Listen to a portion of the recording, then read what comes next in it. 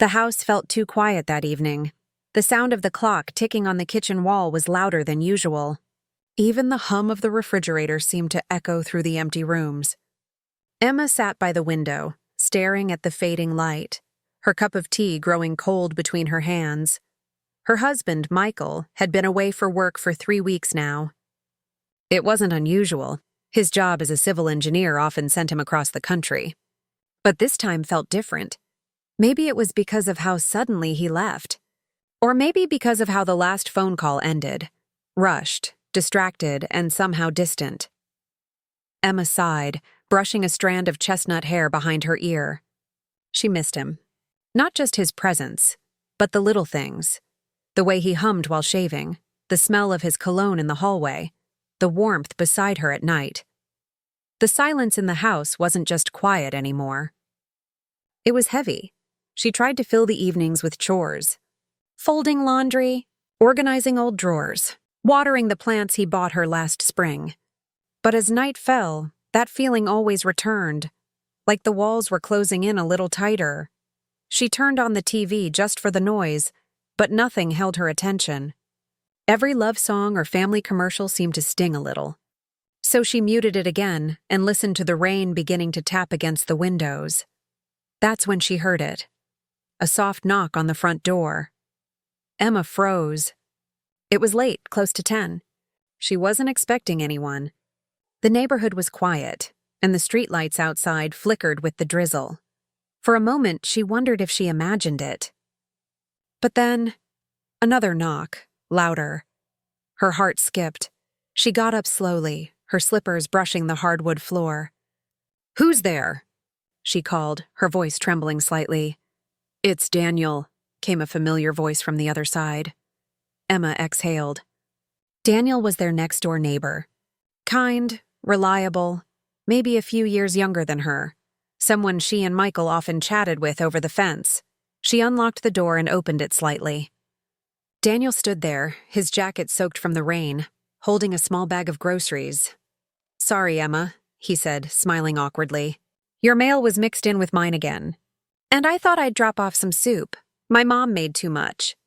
Emma blinked, a little surprised. "Oh, you didn't have to, but thank you." "Come in before you catch a cold," he hesitated. "You sure? It's late." "It's fine," she said, stepping aside. "Just for a minute."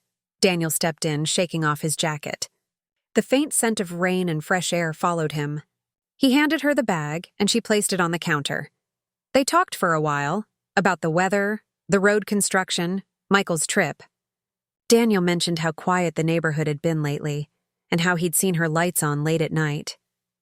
"I guess I've been having trouble sleeping," she admitted softly.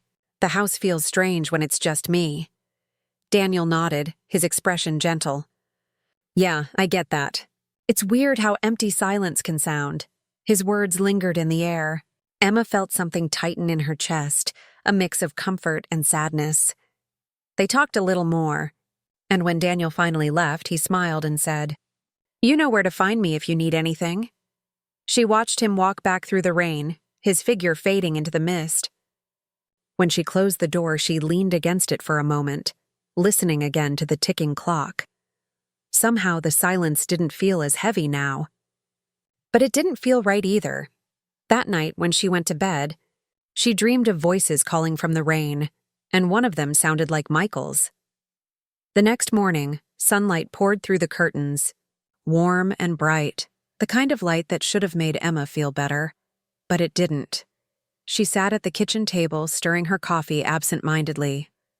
Michael had texted late the night before, just a quick message. "Still working late. We'll call tomorrow. It always seemed to be tomorrow lately." She read the message 3 times, wondering if it sounded colder than usual or if she was just imagining things. After breakfast, she decided to go for a walk. Anything to get out of the house. The streets were damp from last night's rain, the air crisp and fresh. Daniel's car was parked in his driveway, its hood glistening with water droplets. She almost waved when she saw him, but he didn't notice her. He was kneeling beside a rose bush, trimming it carefully, humming to himself. Something about the sight, the simplicity of it, made her stop for a second. She smiled faintly, then kept walking. By afternoon, she found herself back in the house, restless again. The soup Daniel had brought still sat in the fridge. She decided to warm it up for lunch. As the smell filled the kitchen, she remembered how Michael used to tease her for being a terrible cook. "You make the best burnt toast in the country," he'd joke. That memory brought a small laugh. But it didn't last. Her phone buzzed. It was a video message from Michael. He looked tired, eyes red, hair messy. "Hey, Em," he said, forcing a smile. "Just wanted to say I'm okay. Long days here. Miss you." He ended the message with a distracted glance off camera, like someone was calling his name. Then the video cut off. Emma stared at the screen, frozen. That small, distant look in his eyes bothered her. Was it just work stress? Or something else? That evening, she baked cookies, something to do with her hands. Halfway through, there was a knock on the door again. It was Daniel. "Hey," he said, holding a small box. "I was fixing my old radio, and I found some of Michael's tools in my shed. Thought I should return them." "Thanks," she said, letting him in. "I was just baking. Want some?" He grinned. "I never say no to cookies." They sat in the living room, the smell of warm chocolate filling the air. It felt strangely normal, almost comforting. Daniel told her about his job at the hardware store, how his dog ran off last week, and how quiet his own nights had been lately. "I guess we're both just keeping busy to stay sane," he said, smiling softly. Emma nodded. "Yeah. It's funny how silence can start to feel like a person, always sitting in the corner, watching." He looked at her for a moment. "Then maybe it's better to keep it company." She blushed slightly, caught off guard by his words. He quickly changed the subject, asking about her garden. When he left that night, the air between them had shifted, just slightly. Not wrong, not improper, but different. Emma stood at the window again, watching him walk home. His porch light flicked on, and he turned back, giving a small wave. She waved back, though her heart felt uneasy. Later, she lay awake, staring at the ceiling. Her phone buzzed again, a message from Michael. "Won't make it home this week." Something came up. She didn't reply. Not right away. Instead, she got up, walked to the window, and saw Daniel's light still on. He was sitting by his desk, reading. The soft glow from his lamp reached across the driveway like a quiet connection. Emma whispered to herself, "It's just loneliness." That's all this is. But deep down, she wasn't entirely sure. The following week passed slowly, the kind of slow that makes hours stretch like days. Emma filled her time with anything she could think of. Cleaning the pantry? Repainting an old chair? Rearranging furniture just to feel some kind of change. But no matter what she did, that quiet feeling, that hollow space inside her, stayed. Michael still hadn't called. Only short messages, each one more distant than the last. "Busy day. Long meeting. Talk later." Every time her phone buzzed, she hoped it would be him calling. But it never was. One evening, as she watered the garden, Daniel appeared at the fence, waving. "Hey, neighbor," he said. "That chair you painted turned out nice." She smiled faintly. "You saw that?" "I notice things," he replied with a grin. "You've been working hard lately." "I guess I'm just trying to keep my mind busy," she said softly. Daniel nodded. "That makes two of us. Want to come over for a coffee?" "I just made a fresh pot," Emma hesitated. She knew how it might look. But then again, it was just coffee, and nothing wrong with that. "Sure," she said. "Just for a little while." Daniel's house was cozy, lived in. The faint smell of cedar and coffee filled the air. Pictures of his family lined the walls, and an old record player hummed softly in the corner. They sat by the window, sipping coffee, listening to the gentle scratch of the record. "I don't know how you do it," Daniel said after a moment. "Being alone here all the time." "I'd go crazy," Emma smiled sadly. "Some days I think I am." He looked at her thoughtful. "You shouldn't have to feel alone. You've got people who care about you, you know." His voice was kind, too kind. And it touched something deep inside her, something she hadn't realized was aching. After a while, they walked back to her porch together. The evening sky was turning shades of purple and gold, and a light breeze rustled the trees. "Thanks for the coffee," she said, pausing at her door. "Any time," he replied. Then, after a brief silence, he added, "You know, I meant what I said. You don't have to go through this alone." Emma met his gaze for a moment. There was sincerity there, not pity. It felt comforting, and dangerous at the same time. "I know," she said quietly. "Thank you." Then she stepped inside, her heart racing a little too fast. That night, she sat on the couch, replaying the conversation in her head. She told herself it was nothing. Just friendship. Just kindness. But when she caught herself smiling without realizing it, her stomach twisted with guilt. She loved Michael. She knew she did. But something about the distance, the silence, the waiting, was breaking her piece by piece. Her phone buzzed again. This time, it was a photo from Michael, a picture of him and a few coworkers at a restaurant. He was smiling, but his arm was around a woman she didn't recognize. There was nothing inappropriate about it. Nothing at all. But something about that woman's closeness. The way Michael was leaning toward her, it hit Emma harder than she expected. She turned off the phone and set it face down on the table. Her chest ached. The next morning, Daniel knocked again. He held a small potted plant, lavender, and smiled.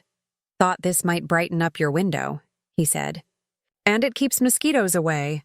Emma took it gently, the scent filling the air between them. "It's beautiful," she said. Daniel shrugged. "Just figured you could use something that grows even when the weather turns rough." His words lingered, tender, simple, honest. For a long second, they just stood there in the quiet morning light, both unsure what to say next. Then Emma finally stepped back, clutching the plant. "Thank you." "Daniel, really?" He nodded, smiled softly, and walked away. As she placed the lavender on her windowsill, Emma realized something unsettling. The loneliness she'd been trying to fight off had changed shape. It didn't feel empty anymore. It felt like something she didn't want to name. That night, she sat by the window again, watching the stars. Michael's last message replayed in her head, mixed with Daniel's gentle words. Two voices. Two very different kinds of warmth, and she didn't know which one she trusted anymore. The days that followed blurred together. Emma found herself caught between two worlds, the one where she waited faithfully for her husband's return, and the one that whispered softly next door. She still checked her phone every hour, still reread Michael's old messages. But the more she read them, the emptier they felt. The words were there, but the warmth was gone. Daniel, on the other hand, was present.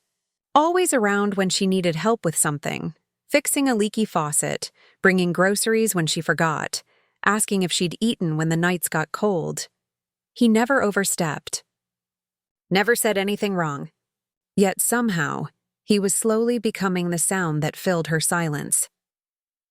One rainy afternoon, Emma stood on the porch, watching the storm sweep across the street. The thunder rolled deep and low, and the air smelled like wet soil. Suddenly, lightning flashed, and the power went out. The house went dark and still, except for the rain pounding the roof. Emma sighed, trying to remember where she'd left the flashlight. Then came another sound, a knock on the door. "Emma? You okay?" It was Daniel. His voice carried over the storm. She opened the door to see him holding a lantern. "Figured you might need some light," he said. "Power's out on my side, too." She stepped aside. "Come in, please. It's freezing." The soft yellow glow from the lantern cast warm light over the living room. They sat on the couch, the sound of rain surrounding them like a blanket. Daniel looked around. "You know, even in the dark, your house feels peaceful," Emma laughed lightly. "I used to think so, too. Lately, it just feels empty." He studied her face for a long moment. "You're stronger than you think, Emma." The sincerity in his voice almost undid her. "Sometimes I don't feel that way," she admitted quietly. "Sometimes I just feel forgotten." He shook his head. Anyone who could forget you doesn't know what they have. The words hung in the air, too close, too real. Emma felt her throat tighten. She wanted to speak, to say, "Don't," but the storm outside drowned the words before they reached her lips. The rain fell harder. For a long while, neither of them spoke. The room felt suspended, a moment between what was right and what was easy. Finally, Daniel stood. "I should go before it gets worse." Emma nodded, though part of her wanted to ask him to stay, just until the power came back. But she didn't. "Thank you for the light," she said softly. He smiled, a little sadly. "Anytime." When the door closed behind him, she sank onto the couch, heart pounding. She didn't know what scared her more, the storm outside or the one inside her. Hours later, the lights flickered back on. The hum of the refrigerator returned, and the house felt normal again. But Emma didn't move. Her phone buzzed, a message from Michael. "Flight home next week. Can't wait to see you." For the first time, instead of relief, she felt something else. Confusion. Would things still feel the same when he came back? Would he notice how different she'd become? Would he notice that she had filled her loneliness with something else? Not love, but something dangerously close to it. Over the next few days, Emma tried to pull herself back to normal. She cooked, cleaned, made plans for Michael's return. She even bought his favorite coffee blend, but when she saw Daniel mowing his lawn, she couldn't stop the small flutter in her chest. She stayed inside, pretending not to notice him, pretending she wasn't thinking about that night. Then, one evening, as the sun dipped low and painted everything gold, Daniel left an envelope at her doorstep. No name, no message, just a small note inside that read, "Sometimes loneliness doesn't knock to stay. It knocks to remind us what we still need to feel." Emma read the words over and over, her hands trembling. For the first time in weeks, she cried, not because she was lonely, but because she finally realized what she'd been missing wasn't just Michael. It was herself. As night fell, she stood by the window once again. The lavender Daniel had given her was blooming, its scent faint but steady, and somewhere deep down, she knew things couldn't stay the same when Michael came home. Something inside her had changed forever. The morning of Michael's return came bright and clear. The house smelled of fresh coffee and lemon polish. Emma had been cleaning since dawn, trying to calm the nerves that wouldn't stop twisting in her stomach. It had been almost 6 weeks since he left. 6 long weeks of quiet mornings, restless nights, and thoughts she wished she could forget. She looked around the living room. Everything was perfect. The flowers on the table, the coffee brewing, even the old picture of them on their wedding day sitting by the window. But she didn't feel perfect. Not even close. When Michael's car finally pulled into the driveway, Emma froze by the kitchen counter. Through the window, she saw him step out, a little thinner, a little more tired, but still the same man she'd built her life with. He smiled when he saw her through the glass. For a second, it was like nothing had changed. Emma opened the door, forcing a smile. "Welcome home." Michael dropped his bags and pulled her into a hug. His arms were warm and familiar, yet somehow they felt different. "I missed you," he said. She nodded against his shoulder. "I missed you too." But deep inside, something trembled, a truth she wasn't ready to face. The first evening felt like a rehearsal for their old life. Dinner, laughter, small talk. Michael told stories from his trip, long meetings, late nights, tough clients. Emma listened, nodding, but her mind drifted. She noticed how often he checked his phone. How his eyes darted away when she asked about the people he worked with. Especially when she mentioned the woman from the photo. "She's just a project manager," he said quickly. "You've got nothing to worry about." Emma smiled faintly. "I didn't say I was worried, but she was. Not about the woman, about the growing distance between them that no one seemed brave enough to name." That night, after Michael fell asleep, Emma stood by the window again. The lavender plant swayed gently in the night breeze. Daniel's house was dark, his porch light off. She hadn't seen him in days. Not since the letter, and yet she felt him everywhere. In the silence, in the air, in the strange calm that came with knowing something had ended before it even began. She whispered softly to the window, "Thank you," not because she wanted him back, but because his kindness had reminded her of something she'd forgotten, what it felt like to be seen. The next morning, she found Daniel sitting on his porch fixing a loose step. He looked up when she walked over, surprised. "Hey," he said.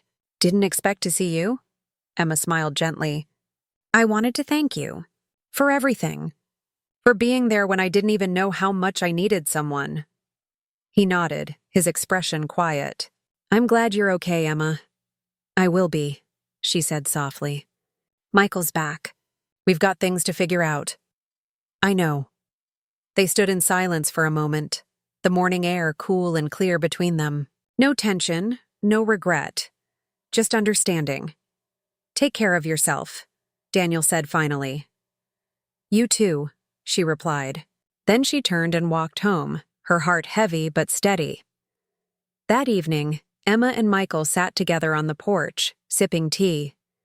The air was calm, filled with the hum of crickets. He reached for her hand. "I know I've been gone a lot lately. I don't want that anymore.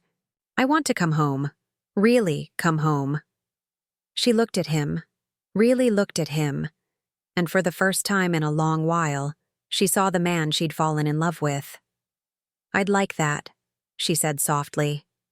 "But we have to start over, Michael. Not from where we left off, from where we are now." He nodded, eyes glistening. "Then let's do that." As the night deepened, the two of them sat quietly, their hands intertwined. The distance between them was still there, but now it felt bridgeable. The rain began again, soft and steady, like a memory washing everything clean. Inside, on the windowsill, the lavender swayed gently in the breeze, a small reminder that even through loneliness, something beautiful can still grow. And for the first time in many weeks, Emma felt at peace, not because everything was perfect, but because she finally understood that love, real love, isn't about never feeling lonely. It's about finding your way back, even after loneliness knocks on your door.